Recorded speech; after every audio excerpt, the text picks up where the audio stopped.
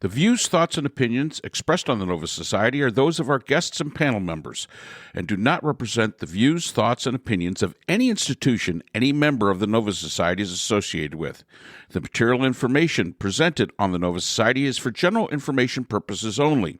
Reproduction or dissemination for the purpose other than education is prohibited without express written consent of the Nova Society.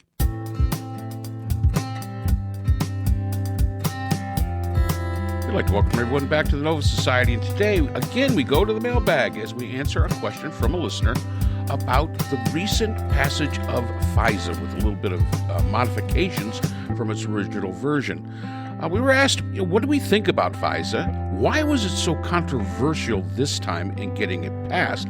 And what maybe are the political or social consequences of FISA as a law of the land? So, let's listen in.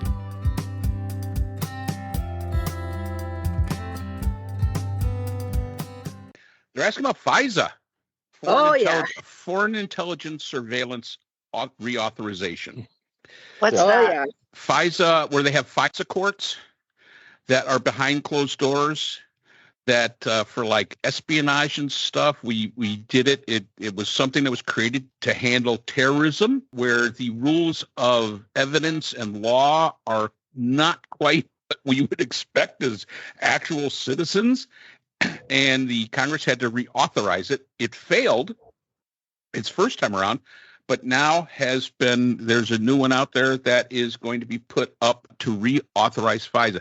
This at one time was called the Star Chambers.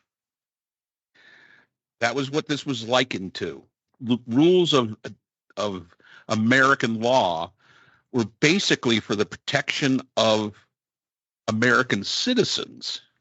Basically we're ignored. This is where they can tap your phone. This is where they can do all that stuff. Yeah, and Trump doesn't like it because he says it was used against him. So he says that it shouldn't be reauthorized, and he doesn't want the Republican House to reauthorize it. And so, of course, they're tap dancing the way he wants them to. So FISA goes back to the 1970s, but it was continually voted to make easier to get these warrantless wiretaps approved by Republicans over the years, right? Every single time it came up, the Republicans voted to make it easier to get a warrantless wiretap to spy on some kind of foreign government entity that was doing business in the United States and speaking to people. And as Brooke says, they ensnared a bunch of Trump personnel when they were listening into Kislyak's phone line or some other some Putin-esque figure in the Russian government or FSB or whatever, and they kept snaring Republicans like Mike Flynn speaking to them, or Clarence Page or Papadopoulos, or any number of different people, and they got angry about that because they happened to get a bunch of Trumpies in 2016, which led to was one of the reasons why there was Operation what's the Rolling Stones song? Or whatever. What's the Rolling Stones song? Crossfire Hurricane.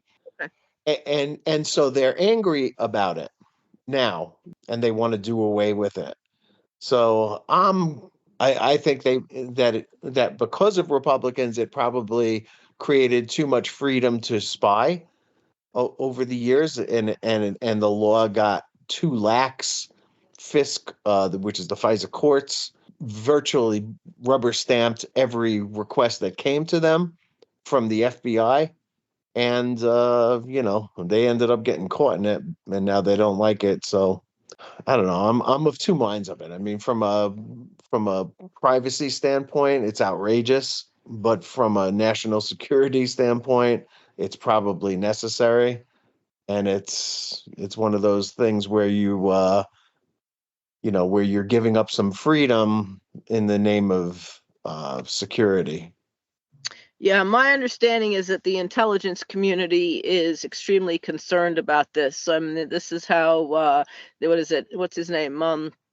Ayman al-Zawahiri was caught, and some of these other folks who were involved with 9/11 and the was it the USS Cole, the one that had the ship loaded with bombs driven into the side of it, and there was an explosion and so forth. The Cole. The Cole. Okay. I mean, this was how this program, FISA, was how such individuals were caught. Without the renewal and the ability to listen and to know what's going on, the intelligence community is really hamstrung. And I mean, Trump personally, he himself as a personal individual, he was never personally affected. His staff, of course, were affected, but if they hadn't been doing what they shouldn't have been doing, they wouldn't have been affected in the first place. So, I mean, it's their own fault. But of course, if there's no FISA, then they can do whatever they want, and no one will ever be the wiser the next time around. But that also puts national security at risk, as Scott said. So from the one perspective, there's privacy concerns. I would rather have the national security given what's at stake. So not to have something like that just because Trump doesn't like it, please. But isn't it, I think it's more complex than that, given the number of voters and constituents at this point who have very strong opinions about surveillance and the use of how our data is being used. And, there's a lot of conversation floating around the, what are our rights as individuals when we, share our data with a corporation, and what can that corporation do, and what's, in the fine print of the end user agreements, those kinds of things like that. I mean, it doesn't surprise me that would be a shift now. Granted, it's, it seems very motivated by one person, but I think it's on the heels of several years of ongoing conversation and concerns. True. No, I can see that, and I appreciate that. As Scott said, though, the Republicans have been making it easier and easier and easier and easier to get these warrants, and now all of a sudden, just because Trump himself had his staff affected, now all of a sudden, oh no, sour grapes, we don't want this one at all anymore, and we're not going to renew it at all. And again, it's all about this one person, and it's not about our rights as Americans and our privacies and our freedoms. It's all about what this one person wants, and the abnegation of the elected officials to be concerned about their constituents and legislation and what they were put there to do and what they're being paid to do. They are instead serving the interests of one person who is interested only in himself. That's my huge issue with this whole thing. Well, and it is. This was created for the purpose of security, and for everybody in this country. And I will say this: very rarely would you ever hear me agree with the Hoover Institute. Very, very rarely. But there is something. Of course, Benjamin Franklin did say those who would give up essential liberty to purchase a little temporary safety deserve neither liberty nor safety. Unfortunately, people believe that means something it actually doesn't mean. There's a great article in the Hoover Institute. As I say, rarely would I agree with them, but it is true that it is not as cut and dry as Priscilla says. And the second part of this, and the reason that this really kind of piqued my interest, was, what does this mean for social media? Does this open it up to where now every American, for whatever they say on social media, could be subject to FISA warrants? I guess that's, to the point that Priscilla's making, this is a different time then. And I agree, Scott. This did start out in the 70s. It got really, really a big deal during the Bush era, after 9/11. Of course. And I think that we are giving up, a lot of essential liberties, our privacy. Although I will say this, anybody that's on social media that puts their stuff out there, you can't claim privacy. I mean, come on, guys, you can't do that. I mean, you put it out there, it is what it is. If you want privacy, don't utilize the platform, which I know is almost impossible to be a member of society today and not use the platform.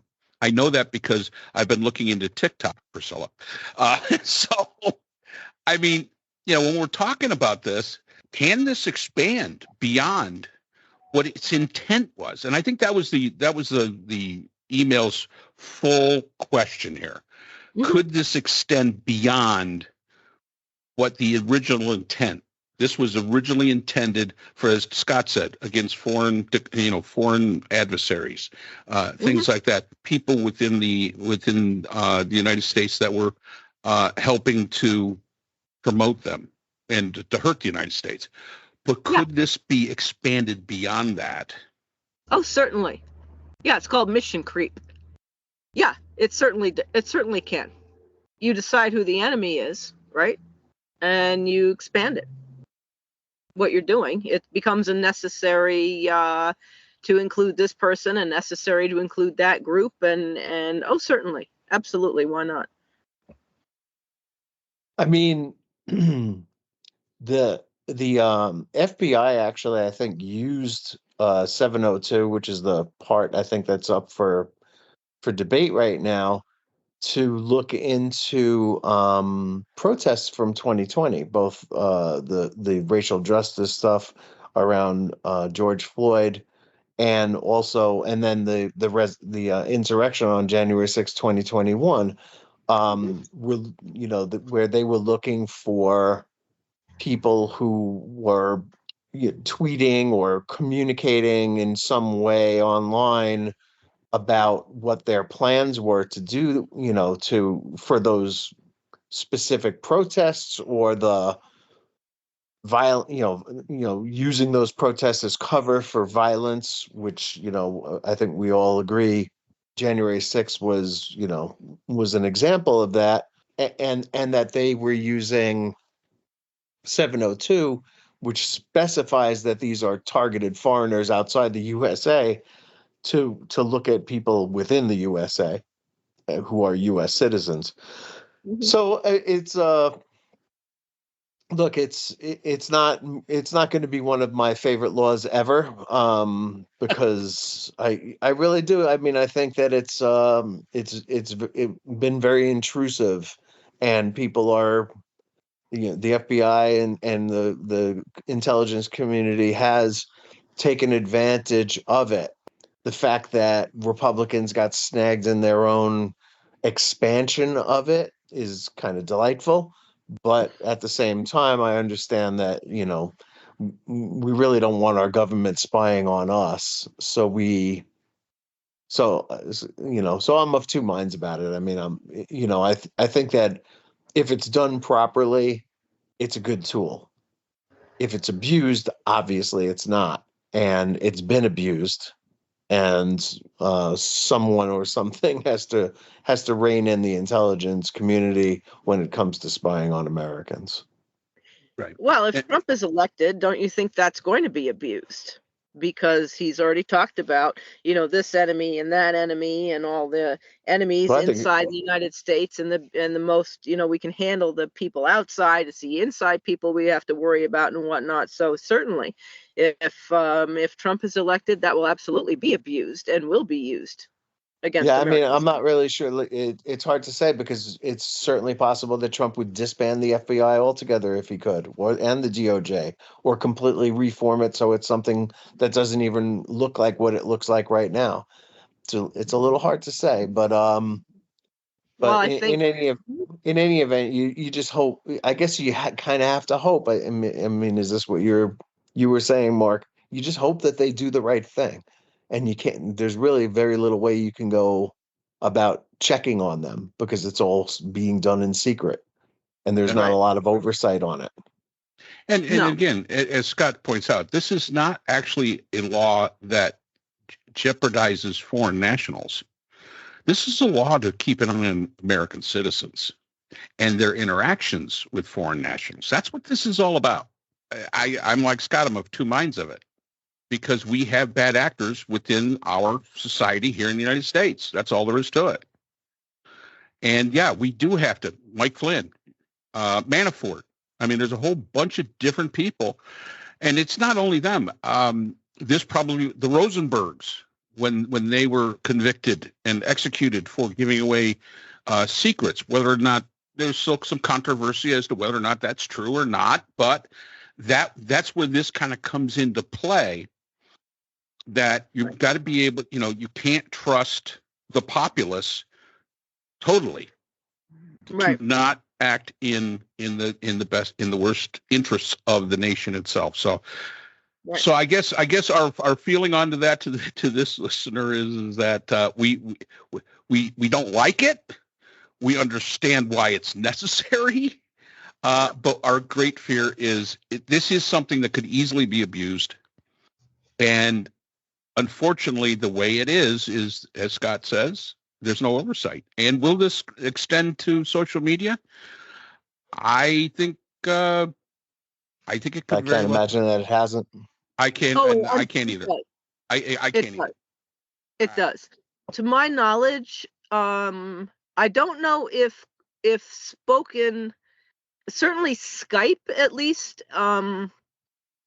When I was speaking with my Russian students, many of whom were coders, including like high load, like Google and Skype and things like that, I asked them, can Skype be decrypted? And I was simply, I was curious, and because I don't know anything about computers and coding, and they told me no.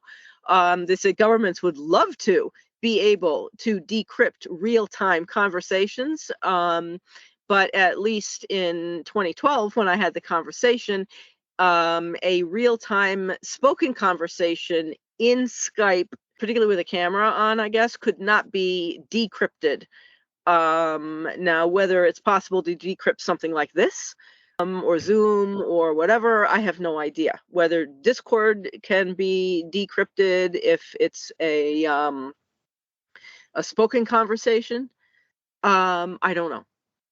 But I'm sure that anything that's written can be accessed.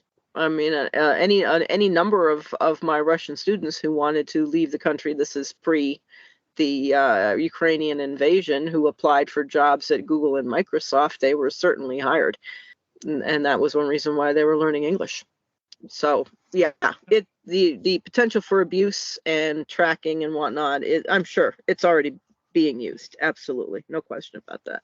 So that's all the time we have for today's episode. The Nova Society is a production of the Phoenix Research Institute. We'd like to thank our sponsor for this episode, the Journal of Interdisciplinary Conflict Science. The JCIS is an open journal for upcoming scholars. The JCIS is currently accepting article submissions on an ongoing basis. The JCIS is a publication of Nova Works, a scholarly depository at Nova Southeastern University. A link to the journal is in our description. We'd also like to thank our podcast partners, Buzzsprout, who hosts the Nova Society, Audacity, who is our editing partner, and Podkite, who does all of our analytics. We'd also like to thank iHeartRadio, where people get their music and podcasts, Apple iTunes, the largest source for music and podcasts on the internet, Spotify, the most popular source for the Nova Society. The Nova Society is available on all these and other quality platforms mentioned in our description. We'd also like to thank our listeners. Without you, the Nova Society would not be possible. If you have a comment, a question, or would like to be a guest on the Nova Society, we can be reached at nova.society.podcast@gmail.com. Always remember, the power of society is knowledge. So for Dr. Scott Gershwer, Dr. Brooklyn Ann Weldon, Dr. Priscilla Hobbs, and all of us here at the Nova Society, I'm Dr. Mark Bound. Be well, and we hope to see you again next time.